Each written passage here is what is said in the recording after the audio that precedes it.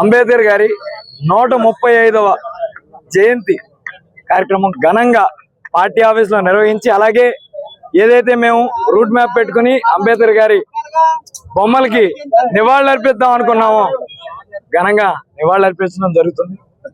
అంటే జనరల్ గా రాజకీయ నాయకులను చూస్తే అంబేద్కర్ గారి జయంతికి వర్ధంతికి తప్పితే మధ్యలో అంబేద్కరిస్టులు కనపడరు.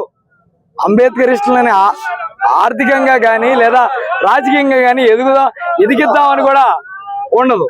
కానీ జగన్మోహన్ రెడ్డి గారిని ఎప్పుడు చూసుకున్నా కూడా అంబేద్కర్ గారి పట్ల కానీ ఆయన ఆలోచనల పట్ల కానీ ఆయన ఆదర్శంగా తీసుకుని ముందుకెళ్ళిన ఏకైక రాజకీయ నాయకుడు జగన్మోహన్ రెడ్డి గారని మేము ఘంటాపదంగా చెప్పగలం.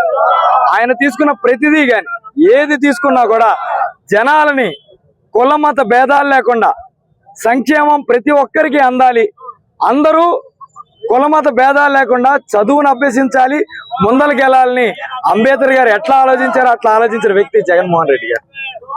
కాబట్టి ఎవరైనా ఇక్కడ ఉన్న అంబేద్కరిస్టులు కానీ లేదా కొత్తగా ఈ జనరేషన్ లో అంబేద్కర్ గారిని ఇన్స్పిరేషన్ గా తీసుకునే వాళ్ళని ఒకటే చెప్తున్నాను, ఆయన జీవితంలో నివాళులు అర్పించమని ఆయన ఏనాడు కోరుకోలేదు. ప్రతి ఒక్కరికి చదువు అందాలని కోరుకున్నాడు.